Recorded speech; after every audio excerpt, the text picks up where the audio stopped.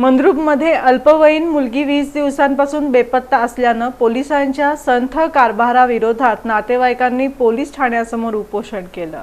मंद्रुप येथील इंदिरानगर परिसरातील एक अल्पवयीन मुलगी गेल्या 15 ते 20 दिवसांपासून बेपत्ता असून तिचा कोणताही ठाव ठिकाणा लागलेला नाही।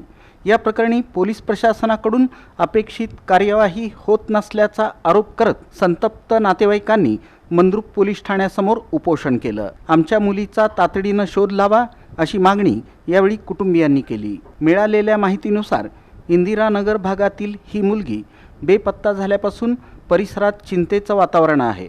मुलीच्या कुटुंबियांनी या घटनेनंतर तातडीनं मंद्रुप पोलीस ठाण्यात तक्रार दाखल केली होती। मात्र तक्रार देऊन अनेक दिवस उलटले तरीही पोलिसांकडून तपासाबाबत कोणतीही ठोस माहिती दिली जात नसल्याचं नातेवाईकांचं म्हणणं आहे। पोलिसांचा तपास संथ गतीनं सुरू असून आम्ही न्याय कुणाकडे मागायचा अशी व्यथा नातेवाईकांनी पत्रकारांशी बोलताना मांडली। मुलगी बेपत्ता होऊन 20 दिवस झाले तरी पोलीस प्रशासन ढिम्म आहे। आम्ही अनेकदा विचारणा केली पण समाधानकारक उत्तर मिळत नाही। शेवटी हतबल होऊन आम्हाला उपोषणाचा मार्ग स्वीकारावा लागला। 15 तारखेला मी उडकून 3:30 पावणे 4 वाजता मी व्यापार दाखल केला त्यांच्यावर। गोरा कर्नाथ चव्हाण, रणजित चव्हाण आणि रोहित चव्हाण हे आणि एक 5-6 जण मिळून त्यांच्या घरचं कुटुंब मिळून त्यांनी पोरीला पळवून नेले ते इंदिरानगरमधून। मग पोलिसांना आम्ही कळवलं, आम्ही 2-3दा घेऊन गेलो। त्यात त्याने सगळा पर्याय आहे ते पोरीला घेऊन सगळं लांब कुठं तर लपून बसले ते।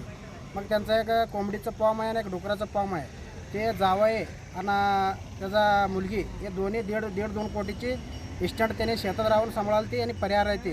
त्याने इस्टंट सांभाळल्यामुळं त्याने बिंदास फिरायला बाहेर लपून पहिले दोघं त्याचा जावयाला आणि त्याच्या मुलगीला पोलिसांना उचलून आणून तिथं बसावा। आपापच ते त्यांचं इस्टंटमुळं त्यांच्या सगळ्या कोंबड्यामुळं आणि डुकराच्या फॉर्ममुळं त्यांना सांभाळणारे ऐती म्हणून त्यांनी लांब लपत फिरायला त्यांना लवकर तात्काळ त्यांना उचलून आणून त्याचा चौकशी त्यांच्यावर कारवाई करावी। शाळेला मुलगी 10वीला आहे, अशा मुलगीला उचलून नेले।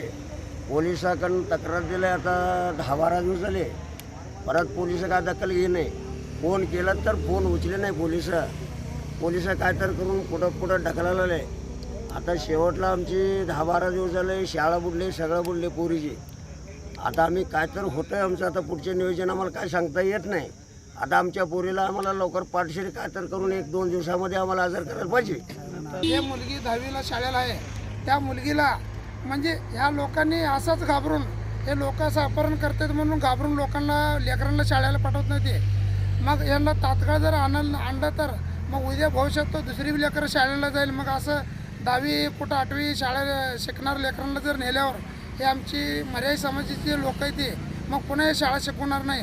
तात्काळ साहेबांनी काळजी घ्यायला पाहिजे। मग हे पडदिस त्यांना उचलून आणून मुलगीला शाळेला पाठवण्यासाठी व्यवस्था करायला पाहिजे। त्याच्या आईवडिलांना न्याय मिळायला पाहिजे एवढंच। या घटनेमुळे केवळ कुटुंबच नव्हे तर स्थानिक नागरिकांमध्येही प्रशासनाविरोधात नाराजी व्यक्त होत आहे। एका अल्पवयीन मुलीचा शोध घेण्यास पोलिसांना अपयश येत असल्यानं सुरक्षेचा प्रश्न ऐरणीवर आला आहे। वरिष्ठ पोलीस अधिकाऱ्यांनी या प्रकरणात तातडीनं लक्ष घालून शोध मोहीम तीव्र करावी अशी मागणी जोर धरत आहे।